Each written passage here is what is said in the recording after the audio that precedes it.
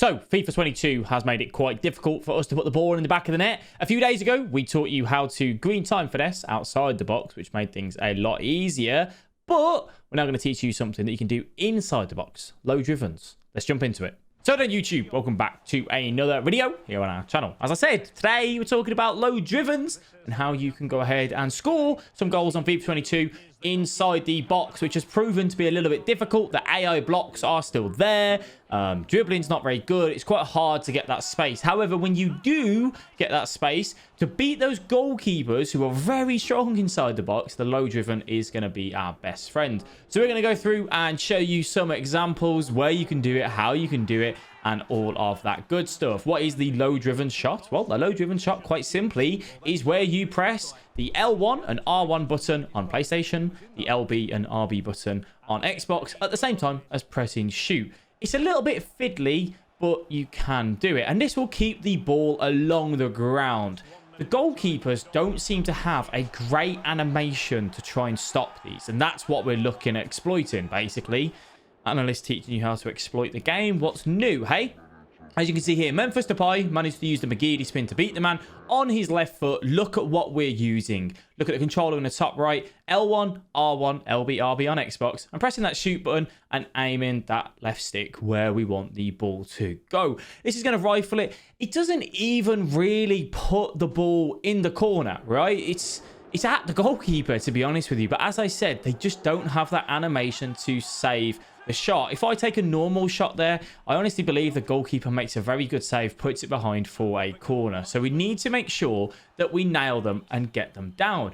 I've kind of noticed that they can work on different angles, like here with Dembele. That's a very popular angle. That was a low driven shot that we did then. It was at the keeper. It was a little bit in the air because I put so much power on it. It does work on how much power and what sort of areas you want to put in. Like here, just moving the ball around. This one's in a draft match, so we're using some better players here. And this one's going to be Haaland comes through, that little low driven across again on that weak foot, a 3-star weak foot, still doing the job. Haaland here again, just taking that shot, but unfortunately getting saved. But comes out again to him and just moving the ball around, obviously trying to find that space. We get it into Neymar, low driven, bang, finds that goal. So you can see how effective they are proving to be. Coming in kind of from the left or from the right on that little bitty angle works really well. Maybe after taking a first touch with an attacker, it works really well on that as well. So make sure you're kind of using them in these areas. You can set yourself up even better by going into a fake shot or into a ball roll and then going for that low driven. But honestly, you will get lots of success and joy when using these. Ladies, gentlemen, just a quick one. Say if you're enjoying the video, please do leave a like and subscribe to the channel. We stream over on Twitch, twitch.tv/FIFA Analyst. A link in the description for that. Come on over, say hello there, and let's get back to the video. A few things to take into account with the low driven shot is that you can finesse them. So yeah, this is confusing. You can do the L1, R1, the 2 bumper buttons. All these ones that you're seeing here, by the way, are just power finesse shots. So L1, R1, and circle, nice and simple. But you can do a finesse one by doing L1, R1, pressing shoot, and then pressing the finesse button, the R1 button again. It's very weird, but you can do it. That's how you finesse the shot, should you wish to.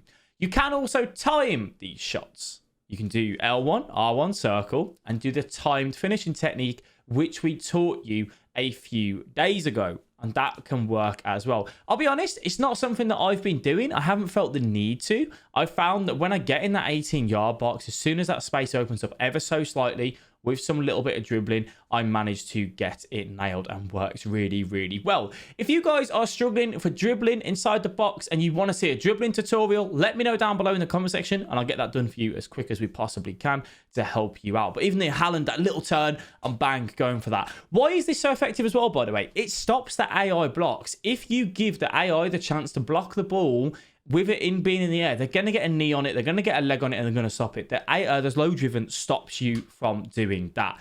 What I'm going to do now is go jump into the arena, show you how it works in there, so you can just make sure that we've definitely got it nailed.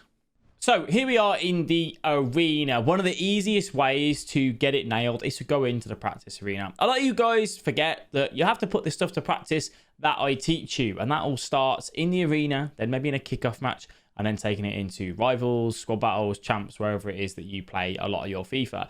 So as I said, when you're inside the box, you just want to do that L1 and R1 and make sure that we're getting a driven. So I didn't do that there. That was just a normal shot. What we're going to do now, L1, R1, and press that shoot button, and you can see it keeps it along the ground. Now, as you get closer to goal, as I said, the sort of areas that we want to do it is across our body like that, and that can work. If the goalkeeper have saves with feet trait, you may want to avoid doing this too often because they will have a good chance of doing it. But you can use like a little ball roll to set yourself up really nicely. We'll talk about ball rolls and whatnot in skill moves videos in the future. But it's just a nice simple ball roll and then a fake shot as well if you wanted to set yourself up for that great sort of angle. As I said, you can finesse it where you do L1, R1, press shoot, and then press that R1 button again. It is really, really difficult to get right on that one, actually. I have found a need for that.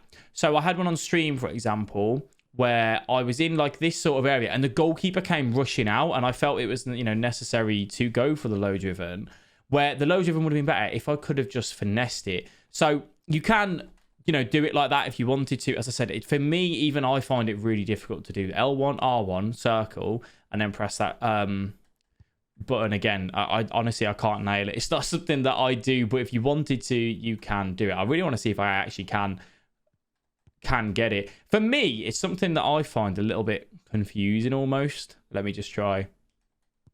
There you go. So that was it. It's really weird, really weird. But as I said, you can use it if you wanted to. If you want to try and green time them, you can do that as well. I can't green time while in the arena. It doesn't allow you to, unfortunately. But L1, R1, press circle. As your player pulls his leg back, press that shoot button again, and that will work for you. So it's really effective. Go ahead and get it into your game. Make sure that you are using it. As I said, the goalkeepers just don't have those animations. You can use them on the edge of the box as you get into this sort of area. You can use them when you get really, really close to the goalkeeper. Wherever works. You've seen plenty of examples in this video which you will be able to go ahead and kind of get into your game. So I hope it has helped for you. Let me know if it has down below in the comment section. I do want to thank you all very much for watching the video. It is greatly appreciated, and yeah, thank you all for watching, and I'll see you guys in the next one. Bye bye.